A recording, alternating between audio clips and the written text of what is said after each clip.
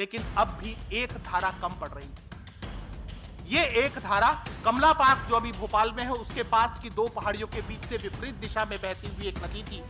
उस जलधारा को रोककर वहां बांध बनाकर और फिर वहां से इस धारा को मुख्य रिजर्वायर की तरफ मोड़ा गया।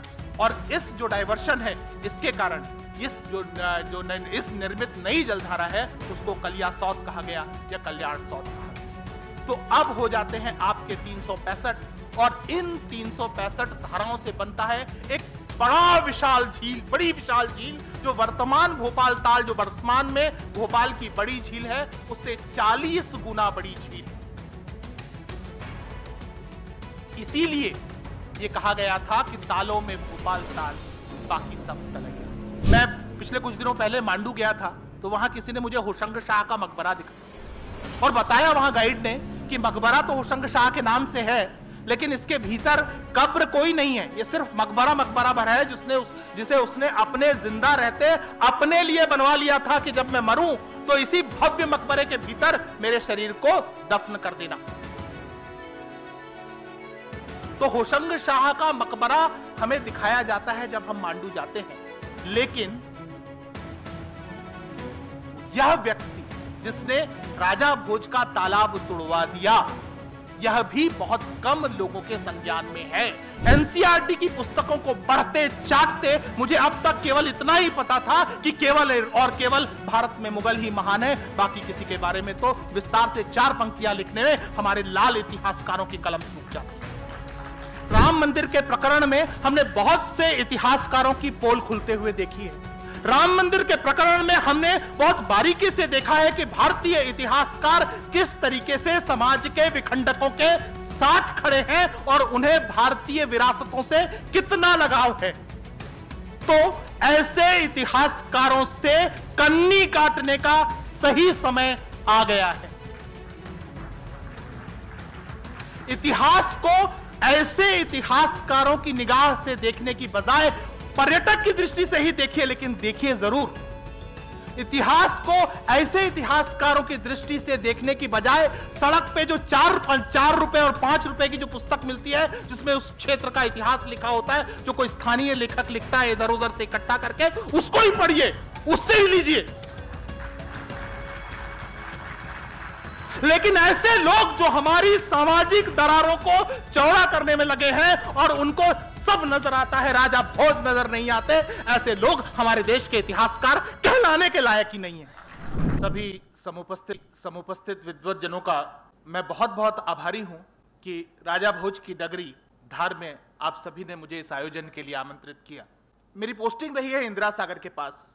बुरहानपुर मैं ऐसे ही घूमने के लिए गया था। वहां असीरगढ़ का किला, जहां यह मान्यता है कि अश्वत्थामा वहां पर आते हैं, घूम रहा था, भटक रहा था। मेरे साथी वहां इतिहास देख रहे थे, मेरे साथी वहां पर्यटन की दृष्टि से थे, लेकिन मुझे एक कथानक मिल गया। मुझे लगा कि अगर 5000 साल से अश्वत्थामा जीवित हैं तो वह साधारण व्यक्ति तो नहीं है। 5000 साल का इतिहास महान गुरु द्रोणाचार्य के पुत्र के सामने अगर गुजरा है तो वो एक एक पल जो महाभारत के बाद से इतिहास को जोड़ता और वर्तमान तक लेकर के आता है, वह उनके सामने से साक्षात गुजरा है।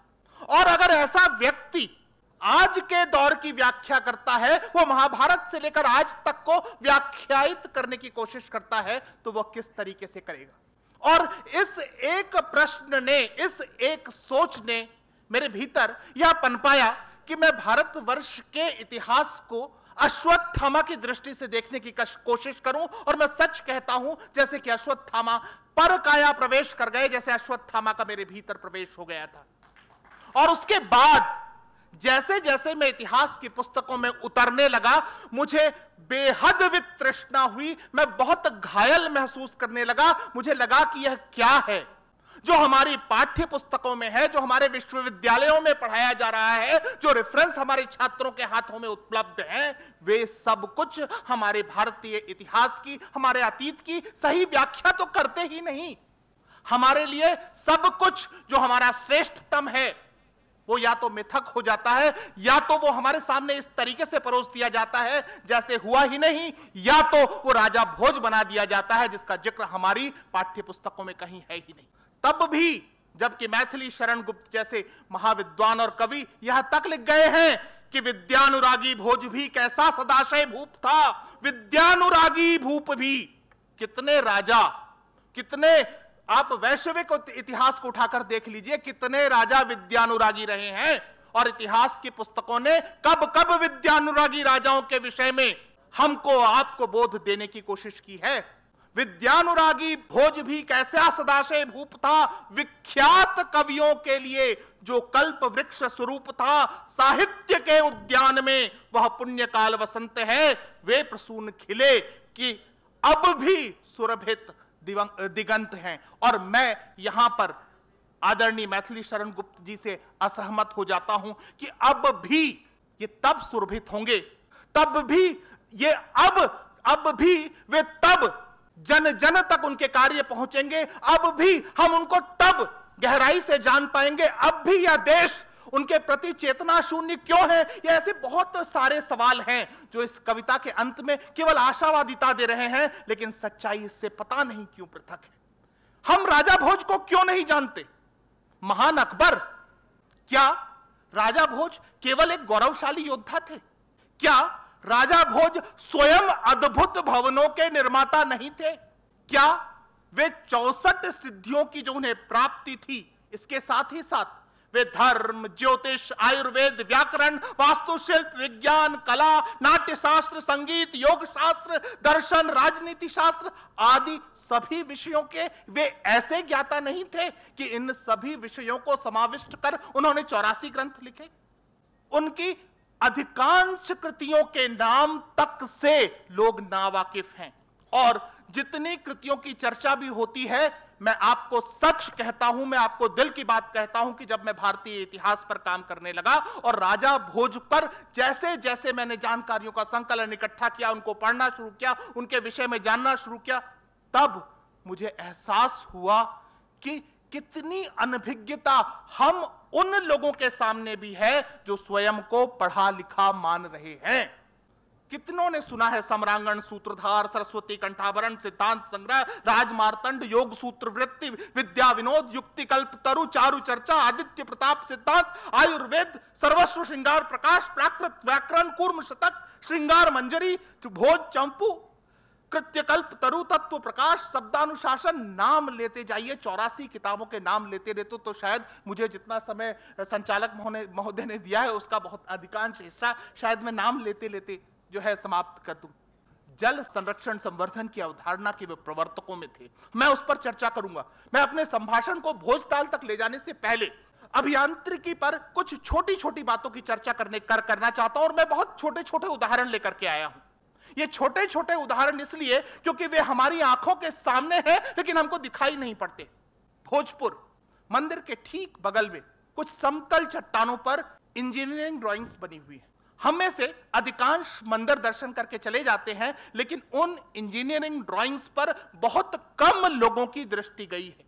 वे अभियंता जिनकी महारत है इंजीनियरिंग ड्राइंग्स बनाने की, जो बिल्डिंग्स बना रहे हैं, जो डैम्स बना रहे हैं, जो कुछ भी निर्मित कर रहे हैं, वो आज बड़ी बड़ी ड्राइंग शीट्स पर, माइलार शीट्स पर का पेन लेकर, पेंसिल लेकर के पहले क्या बनाना चाहते हैं, क्या उनकी इमेजिनेशन है, क्या उनके दिमाग में है, उसको पहले रेखा चित्र उसका खींच लेते हैं। सारे माप अनुमाप पहले आप बना लेते हैं और तब आपकी वो निर्मिति सामने आती है। हम इतिहास को कैसे पढ़ते हैं? क्या ताम्रपत्रों से ही? क्या दानपत्रों से ही? क्या हमें जो शिलालेख मिल रहे हैं उतने भर से? क्या उतने भर से ही हमारा इतिहास बोध पूरा हो जाता है? हमारे इतिहासकारों ने ऐसे इंजीनियरिंग ड्राइंग को इतिहास के बोध के लिए आवश्यक क्यों नहीं समझा? अगर उन्होंने इसको समझा होता तो राजाओं, महाराजाओं और बादशाहों के जो महानता के जो गुणगान और गाथाएं उन्होंने रची विरचित किया, हमारे छात्रों के सामने रखी हैं, उनमें सर्वोपरि राजा भोज हुआ करते। थोड़ी इंजीनियरिंग की ही तो बात कर लेते हैं। मैं बहुत मोटे मोटे उदाहरण लेकर के आया हूं, हो सकता है उनमें से कुछ उदाहरण आप सभी की निगाहों से गुजरे हों, और मैंने ये मोटे मोटे उदाहरण सिर्फ इसलिए चुने क्योंकि ये सरलता से ये बताते हैं कि हमारी इंजीनियरिंग की पुस्तकों में क्या मिसिंग है, हमारे अभियंताओं को क्या पता होना चाहिए।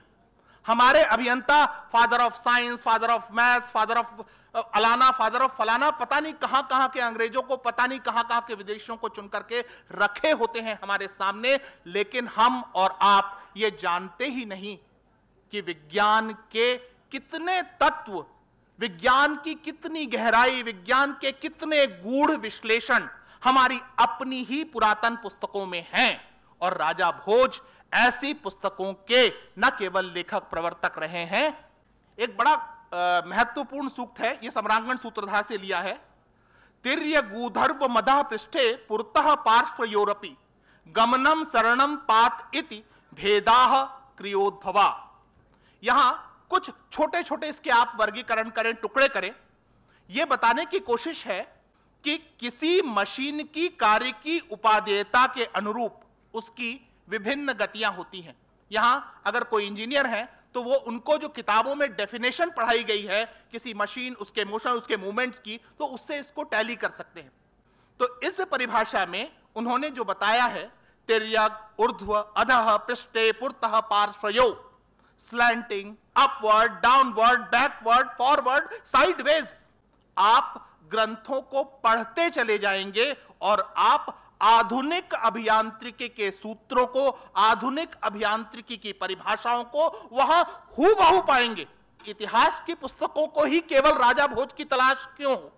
हमारी विज्ञान की पुस्तकों को भी राजा भोज की तलाश होनी चाहिए अथवा नहीं होनी चाहिए।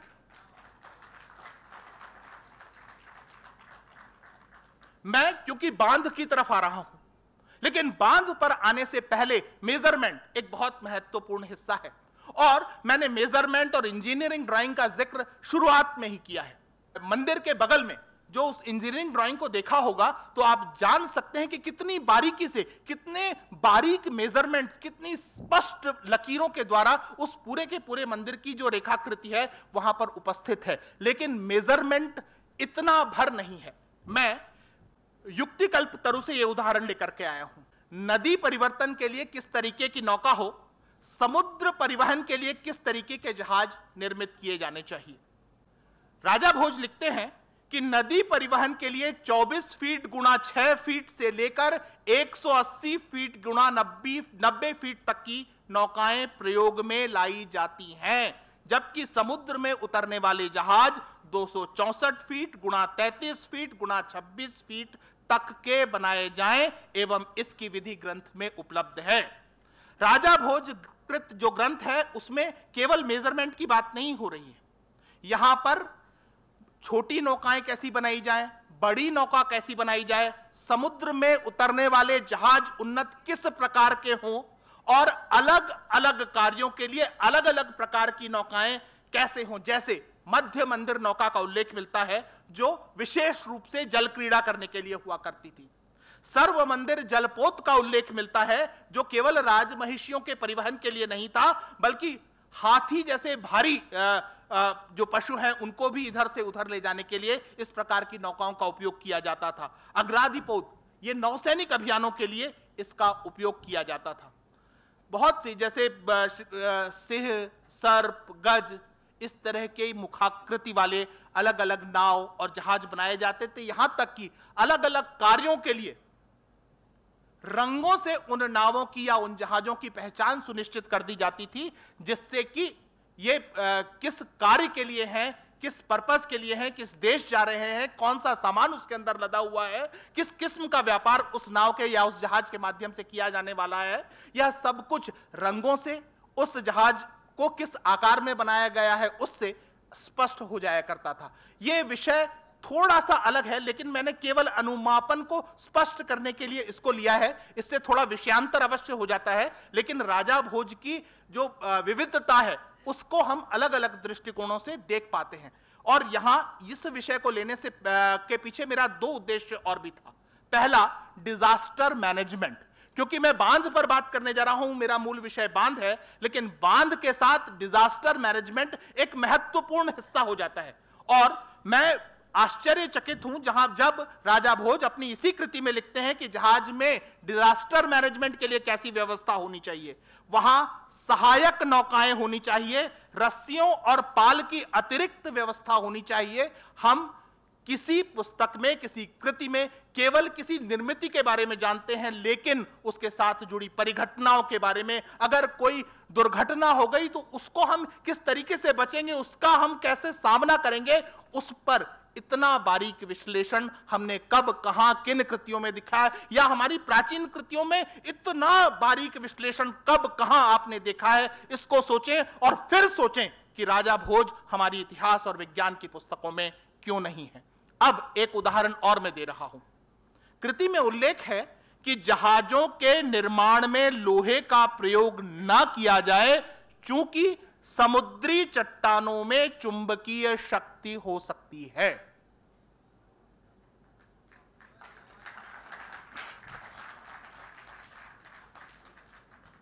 ये उस दौर में राजा भोज आपको स्पष्टतः बता रहे हैं। इतना वैज्ञानिक दृष्टिकोण, इतना बड़ा वैज्ञानिक हमारे बीच में है। और धार नगरी में तो हम राजा भोज को जानते हैं, लेकिन धार नगरी से बाहर जैसे जैसे हम दिल्ली की परिधि तक पहुंचते जाते हैं, राजा भोज गुमनाम होते जाते हैं। यह हम सभी के लिए शर्मिंदगी की बात है। अब थोड़ी जल विद्युत की बात कर लेते हैं। हाइड्रो पावर का कॉन्सेप्ट नए दौर का कॉन्सेप्ट है।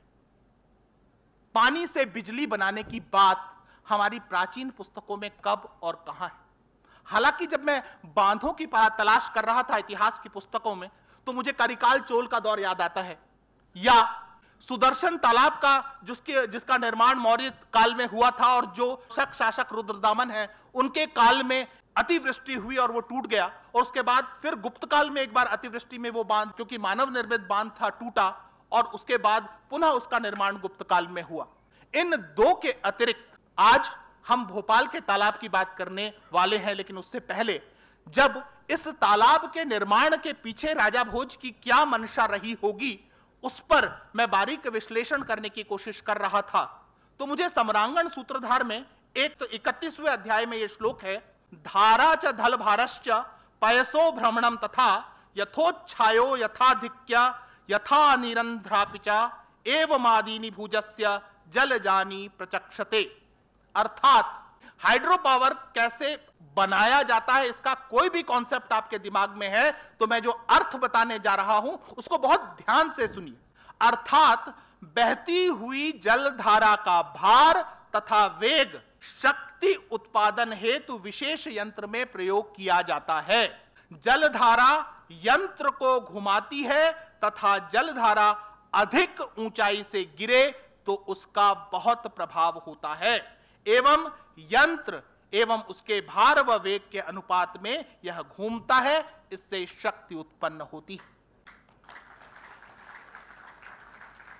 विद्युत उत्पादन करने की यह एक बहुत खूबसूरत, सरल, स्पष्ट परिभाषा है। हाइड्रो पावर कैसे जनरेट होता है, बिजली कैसे उत्पन्न होती है, इसके लिए हम दुनिया भर की किताबों में सिर मारते आए हैं, लेकिन हमारे बगल में ही हमारे ही एक महान सर्जक राजा भोज की कृति उपलब्ध है, लेकिन हम में से अधिकांश की दृष्टि यहां तक गई ही नहीं। यही ग्रंथ हमको बताता है कि किस तरीके से जल का संरक्षण किया जा सकता है, उसको विविध उपयोगों में लिया जा सकता है। तो मुझे हाइड्रो इंजीनियर्स अगर कोई यहां पर है तो बता सकते हैं कि इनमें से गलत क्या है। और हमारी प्राचीन परंपरा में भी हम लोगों ने घराटों का उपयोग किया है, घराटों में इसी जल शक्ति का तो उपयोग होता रहा है। पहाड़ों में अब भी कुछ घराट जीवित हैं, जहां पहाड़ी नाले को डाइवर्ट करके उसको जो है मशीन में, या आज हाइड्रो पावर में टरबाइंस का प्रयोग होता है, वहां घराटों में उसको घुमा करके और उससे शक्ति उत्पन्न करके आटा पीसने का और बहुत सारे विविध कार्य लिए जाते हैं। तो हम इस श्लोक को देखें तो हम ये पाते हैं कि हमको पता था कि पानी से शक्ति कैसे उत्पन्न की जा सकती है और उस शक्ति का सकारात्मक उपयोग किस तरीके से किया जा सकता है। आप एक ऐसे प्रशासक, एक राजा की कल्पना कीजिए जो तलवार को तो महत्व देता ही था, क्योंकि राजा भोज की वीरता के अनंत किस्से हैं जिस पर इतिहासकार विस्तार से बात कर सकते हैं, लेकिन उसी राजा की वैज्ञानिक दृष्टि पर अगर आप देखें और उसको बारीकी से विश्लेषित करें तो हम सब चमत्कृत रह जाते हैं कि कितना महान व्यक्तित्व रहा होगा, कितना सोचपूर्ण, कितनी दूरदृष्टि कि छोटी छोटी सी चीजें जो आज विज्ञान में विशेषज्ञताएं बन गई हैं, उस पर कितनी सरलता, सहजता से बात हुई है, वो भी हमारे ही देश में।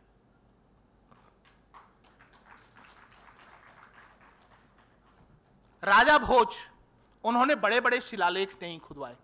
हमारे देश में बड़े बड़े शिलालेख खुदवाने वाले महान प्रशासकों की श्रेणी में आते हैं। जिन राजाओं के बड़े बड़े शिलालेख लिखे हैं, जिनमें उन्होंने इस चीज का वर्णन किया है कि मैंने ये किया, मैंने वो किया, मैंने वो लड़ाइयां लड़ी, मैंने वहां पर दान दिया, मैंने वो मंदिर बनवाए, हमने उन्हीं आधारों पर उन्हीं लिखे हुए को साक्ष्य मानकर उन राजाओं की प्रशस्तियों को सत्य माना है और उनको महान कहकर परिभाषित किया है। लेकिन उसके उलट राजा भोज की आपको बड़े बड़े शिलालेख कहीं देखने को नहीं मिलते। उनकी स्वयं की महानता के आख्यान आपको कहीं नहीं नजर आएंगे, लेकिन वे स्वयं विश्वकर्मा बनकर जो कुछ रचते रहे उसका सबसे बड़ा साक्ष्य हमारे सामने भोपाल तालाब है, जो कि केवल एक हिस्सा हमारे सामने बचा रह गया है। लेकिन क्या भोपाल का तालाब वही था, उतना ही बड़ा था, उसकी वही आकृति थी जो आज हमारे आंखों के सामने है? आज भी भोपाल तालाब कोई छोटी मोटी एंटिटी नहीं है। भोपाल तालाब को देखकर दंग रह जाते हैं कि इतना बड़ा तालाब उस दौर में, इतनी बड़ी झील, मानव निर्मित झील उस दौर में किस तरीके से किसी व्यक्ति ने बनाई होगी। लेकिन आप कल्पना करें कि उससे 40 गुना बड़ी झील हुआ करती थी।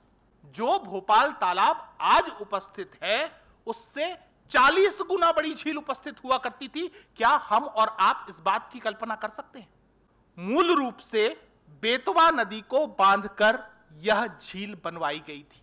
बेतवा नदी, जिसका पुराना नाम वेत्रवती भी है, जो हमारे मध्य भारत और उत्तर प्रदेश से होती हुई बहती है, रायसेन के कुम्हारा गांव से निकलकर उत्तर पूर्वी दिशा में भोपाल, विदिशा, ललितपुर, झांसी, यह सब होते हुए यह नदी आगे बढ़ती है। और इस नदी को रोककर एक विशाल तालाब बनाना, सबसे पहली बात तो इसकी संकल्पना ही बहुत बड़ी बात थी। तो क्या कारण रहे होंगे? मेरे सामने दो कारण आते हैं और मैं दोनों कारणों का विश्लेषण आपके सामने रख देता हूं। पहला है लोकमत और दूसरा इसके निर्माण के पीछे क्या विज्ञान हो सकता है। मैं दोनों बातें आपको बारी बारी से बताने की कोशिश करता हूं। पहला यह जो जनमान्यता है कि राजा भोज को चर्म रोग हो गया था। एक संत ने उनको सलाह दी कि वे 365 जल स्रोतों को एक स्थान पर एकत्रित कर एक विशाल तालाब बनवाएं, उस पर स्नान करें, इससे उनका रोग दूर हो जाएगा। साधु की बात मानकर राजा ने अपने राज्य के अभियंताओं को ऐसे स्थान की खोज करने का निर्देश दिया। ऐसा स्थान बेतवा नदी घाटी में ढूंढ भी लिया गया, जहां 365 जलधाराओं को संकलित कर एक विशाल तालाब बनाया गया। यह तो लोकमत की बात हुई, लेकिन हम क्या इस निर्माण के पीछे कोई विज्ञान खोज पाते हैं?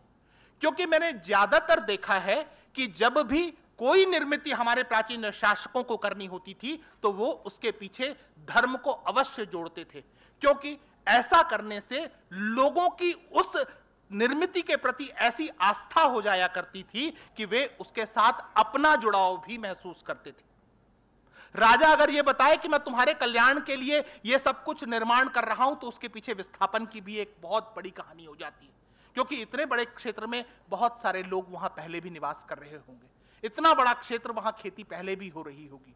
राजा उनको यह बताए कि नेमाड़ और मालवा के परिक्षेत्र में कितनी गर्मी पड़ती है, और मैं अगर एक बड़ा तालाब बना दूंगा, मैं एक बड़ा रिजर्वायर बना दूंगा, एक बड़ी झील बना दूंगा, तो हो सकता है कि वहां माइक्रो क्लाइमेटिक चेंज हो जाए। हो सकता है कि मैं वहां उन क्षेत्रों में जहां पानी की आवश्यकता है बेहतर सिंचन व्यवस्था कर सकूं। राजा अगर यह बताने की कोशिश करे तो बहुत से तर्कशास्त्री राजा को खारिज कर सकते हैं, लेकिन तब जब हम धर्म, अपने निर्णय और आस्था, इन सब का एक समुचित समागम करते हैं, तो जनता और निर्णयकर्ता वो सब एक साथ आ जाते हैं, एक दिशा में बात करते हैं। कैसे बना, क्या बना, वो तो है, लेकिन यहां मैंने स्वयं घूम घूम कर जितने भी रेमिनेंट्स है इस डैम के उसको देखा, तो मैंने पाया कि कितनी आइडियल साइट सेलेक्ट की थी। यहां बेसाल्टिक टेरेन है, डेक्कन ट्रैप का एरिया है, लेकिन बेसाल्टिक टेरेन में भी नॉन वेसिकुलर बेसाल्ट्स है। जो बेसाल्ट है वो नॉन पोरस है, हार्ड है, पानी के जमीन के भीतर चू जाने का खतरा बहुत कम है।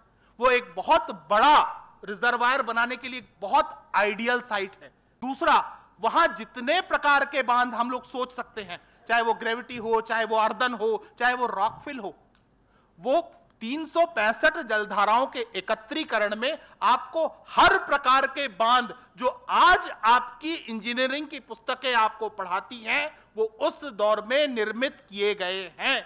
तो मैं ये बताने की कोशिश कर रहा था कि प्राथमिक निर्माण तो बेतवा नदी और उसके आसपास ही किया जाना था, और इस प्राथमिक बांध की, ये इकलौता बांध नहीं है, मैं प्राथमिक बांध की बात कर रहा हूं। इसकी ऊंचाई 40 फीट थी, मोटाई 100 फुट थी, और संपूर्ण रचना को पत्थरों से इस प्रकार से बनाया गया था ताकि स्तरीकरण था उसमें। नदी, जब आप कोई रिजर्वायर बनाते हैं और पानी जब उस पर जोर मारता है तो सबसे पहले और सबसे अधिक उसकी जो ताकत लगती है वो निचले तल पर लगती है। तो बांध को बनाने में जो स्तरीकरण है वो आपको इन बांधों में जो अभी भी रेमिनेंट्स हैं वहां आपको वो स्तरीकरण बहुत आसानी से देखने के लिए मिल जाता है। लेकिन बेतवा का पानी इस पूरे रिजर्वायर को जो उन्होंने साइट सेलेक्ट की थी उसको भरने के लिए पर्याप्त नहीं था। तो भोजपुर के पास एक और नदी जो लगभग 32 किलोमीटर दूर पश्चिम में बह रही थी, उसकी धारा को मोड़ करके जो है रिजर्वायर एरिया की तरफ ले जाया गया। इसके अलावा और भी बहुत सी सरिताओं का मुख इस प्राइमरी रिजर्वायर की तरफ मोड़ा गया। अब मैं यहां इंटर बेसिन प्रोजेक्ट्स की बात करने जा रहा हूं। भारत में आजादी के बाद बहुत सारे हाइड्रो पावर प्रोजेक्ट्स बने, भारत में आजादी के बाद बहुत सारे डैम्स बने, भारत ही नहीं दुनिया में बहुत सारे डैम्स बने, लेकिन इंटर बेसिन प्रोजेक्ट्स की संकल्पना करना या उसके निर्माण की कोशिश करना बहुत कठिन काम रहा है। एक नदी का पानी उठाकर के दूसरी नदी की तरफ लेकर के जाना कोई सरल काम नहीं है, क्योंकि नदी खुद अपना रास्ता सबसे सरल, सबसे सुगम और सबसे सही ढूंढती है। उस रास्ते के अतिरिक्त कहीं से भी नदी को किसी और दिशा में अगर आपको लेकर के जाना हो तो आपको बहुत कठिनाई होने जाने वाली है। कहीं आपको टनल बनाना होगा, कहीं आपको कैनाल्स बनाने होंगे, आपको क्या कुछ नहीं करना होगा, तब आप एक बेसिन का पानी दूसरी बेसिन की तरफ ले जा सकते हैं। यहां आप नर्मदा का पानी क्षिप्रा में ले जा रहे हैं तो पाइपों में पंप करके लेकर के जा रहे हैं, और वहां पर राजा ऐसी परियोजनाओं की संकल्पना कर रहा है जहां प्रधान नदी तो है ही, लेकिन साथ में और 9 बड़ी नदियों का पानी भी जोड़ रहा है, उसके साथ उसकी सहायक सरिताओं का नदी का पानी भी जोड़ रहा है। उसको 365 धाराओं को एक जगह लेकर के आना है। इतना बड़ा, इतना विशाल, इतना अद्भुत, इतना अलौकिक और इतना सोच से परे कंस्ट्रक्शन मेरी निगाह में किसी इंजीनियर ने कभी हमारे देश के बाहर, देश के भीतर पहले कभी किया हो या सोचा भी हो तो इसके विषय में आप मुझे बता सकते हैं। आज हम भोज वेटलैंड के नाम पर पूरी दुनिया में ख्याति अर्जित कर रहे हैं, लेकिन इसी वेटलैंड के आगे लगा हुआ भोज शब्द हमारे लिए तो क्या पूरी दुनिया के लिए अनजान है। कितने शर्म की बात है। 359 जलधाराएं तो मिल गई, लेकिन बात 365 की हुई थी। तो 365 जलधाराओं को करने के लिए राजा का एक मंत्री था जिसका नाम था कालिया या कल्याण सिंह, उसका जो प्रचलित नाम था कालिया, उसको जिम्मेदारी दी गई। उसने 5 जलधाराएं यहां वहां से नहरें बनाकर इधर उधर से मोड़ करके किसी तरीके से वहां पहुंचा दी, लेकिन अब भी एक धारा कम पड़ रही थी। ये एक धारा कमला पार्क जो अभी भोपाल में है उसके पास की 2 पहाड़ियों के बीच से विपरीत दिशा में बहती हुई एक नदी थी। उस जलधारा को रोककर वहां बांध बनाकर और फिर वहां से इस धारा को मुख्य रिजर्वायर की तरफ मोड़ा गया, और इस जो डाइवर्शन है इसके कारण नई जलधारा है उसको कलिया सौत कहा गया या कल्याण सौत कहा गया। तो अब हो जाते हैं आपके 365, और इन 365 धाराओं से बनता है एक बड़ी विशाल झील जो वर्तमान भोपाल ताल, जो वर्तमान में भोपाल की बड़ी झील है, उससे 40 गुना बड़ी झील। इसीलिए यह कहा गया था कि तालों में भोपाल ताल, बाकी सब तलैया।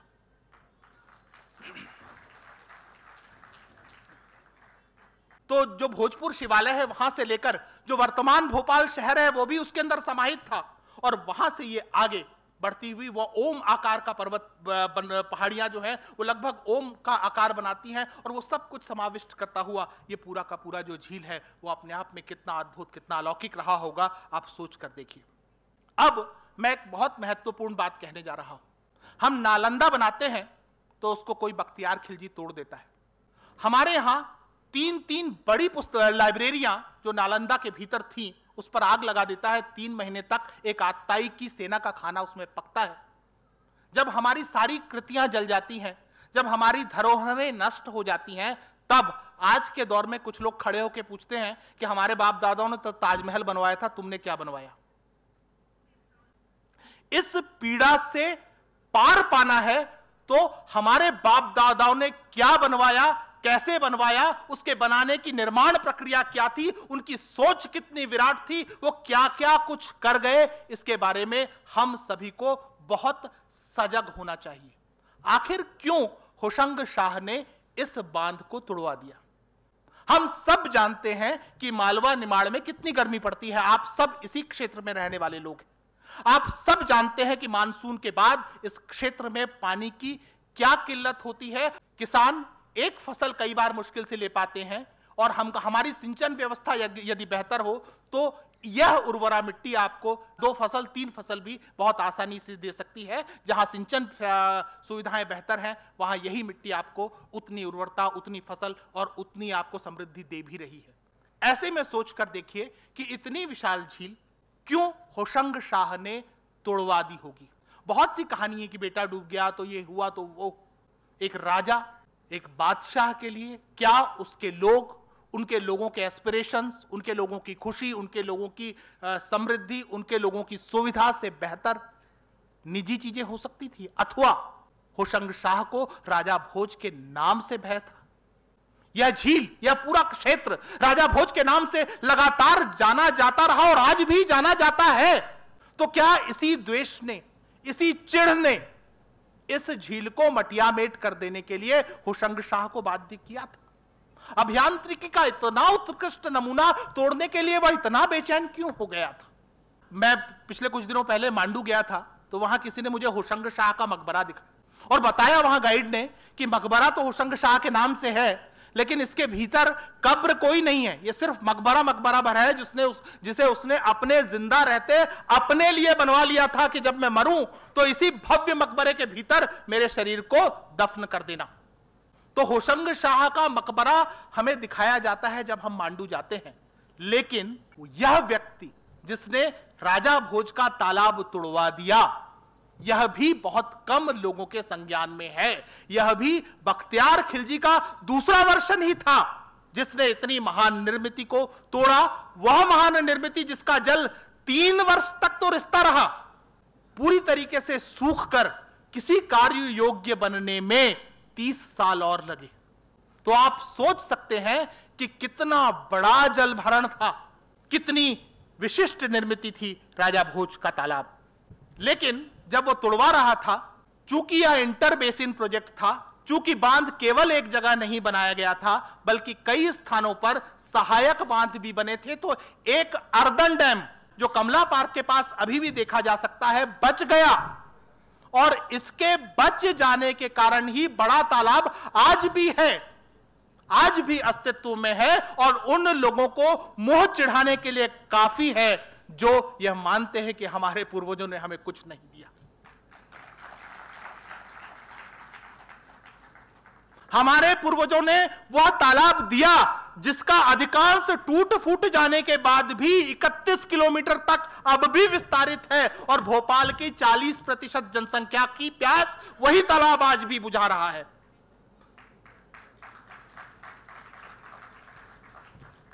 अपने संपूर्ण विस्तार में होता तो न जाने कितने बड़े क्षेत्र की क्षुधा बुझा रहा होता और कितने बड़े क्षेत्र में वह सिंचन का एकमात्र कारक बना होता। तो मित्रों, कुछ बिंदुओं पर हम विचार करते हैं और यह विचार बहुत आवश्यक है। आज कोलांस नदी भोपाल तालाब की जीवन धारा है। यह एकमात्र नदी है जो बड़े तालाब को जीवित रखती है और इसका पूरा का पूरा कैचमेंट का पानी इस समय बड़े तालाब में जाकर के मिलता है और इस एक तालाब से भोपाल शहर अपनी प्यास बुझा रहा है। अब सोचिए कि 9 बड़ी नदियां बेतवा, कलियासौत, केरवा, बंसी, घेरवा, जामनी, गोदर, सेगुन और बांगवा, इन सब बड़ी नदियां, इनके कैचमेंट, उनके सब कैचमेंट, सब का पानी एक जगह एक दौर में एकत्रित हुआ करता था। लेकिन ऐसा क्यों है कि राजा भोज लगभग नदारद हैं, इतनी बड़ी निर्मिति हमारे सामने होने के बाद भी। मैं इतिहासकार तो नहीं, लेकिन साहित्यकार अवश्य हूं, और साहित्यकार होने के कारण मेरी यह जिम्मेदारी हो जाती है कि मैं ये बताऊं कि वर्तमान को अतीत से क्या लेना चाहिए और वर्तमान को क्या जानना चाहिए। हम साहित्यकारों की जिम्मेदारी यहां बढ़ जाती है और हम उस नीरसता को काटकर कुछ सरसता से, कुछ कथाक्रम से, कुछ उपन्यासों से, कुछ कविताओं से कम लोगों के बीच उस बात को बहुत प्रबलता के साथ रखें कि कितना सुंदर दौर हम पीछे छोड़ करके चले आए हैं। शायद इसीलिए मैंने अश्वत्थामा को अपने कथानक में लिया, और मैं अश्वत्थामा का शुक्रगुजार हूं कि जिन्होंने मेरा परिचय राजा भोज से कराया।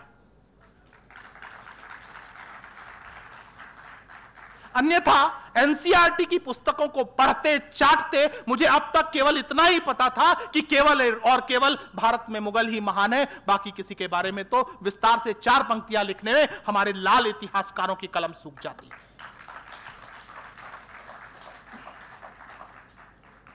मैं अपने विषय के अंत में यही कहना चाहूंगा कि हम सभी को वो जो गढ़ी हुई प्रतिस्थापनाएं हैं उनसे आगे निकलना पड़ेगा। हम सभी को वो जो गिने चुने राम मंदिर के प्रकरण में हमने बहुत से इतिहासकारों की पोल खुलते हुए देखी है। राम मंदिर के प्रकरण में हमने बहुत बारीकी से देखा है कि भारतीय इतिहासकार किस तरीके से समाज के विखंडकों के साथ खड़े हैं और उन्हें भारतीय विरासतों से कितना लगाव है। तो ऐसे इतिहासकारों से कन्नी काटने का सही समय आ गया है। इतिहास को ऐसे इतिहासकारों की निगाह से देखने की बजाय पर्यटक की दृष्टि से ही देखिए, लेकिन देखिए जरूर। इतिहास को ऐसे इतिहासकारों की दृष्टि से देखने की बजाय सड़क पे जो 4 रुपए और 5 रुपए की जो पुस्तक मिलती है, जिसमें उस क्षेत्र का इतिहास लिखा होता है, जो कोई स्थानीय लेखक लिखता है इधर उधर से इकट्ठा करके, उसको ही पढ़िए, उससे ही लीजिए। लेकिन ऐसे लोग जो हमारी सामाजिक दरारों को चौड़ा करने में लगे हैं और उनको सब नजर आता है, राजा भोज नजर नहीं आते, ऐसे लोग हमारे देश के इतिहासकार कहलाने के लायक ही नहीं है। तो केवल इतिहासकारों को बदलने की जरूरत नहीं है, इतिहासकारों की पूरी परिपाटी को बदल देने की आवश्यकता है। इस मंच से मैं यह आह्वान आप लोगों के समक्ष करते हुए अपना स्थान ग्रहण करता हूं। बहुत बहुत धन्यवाद।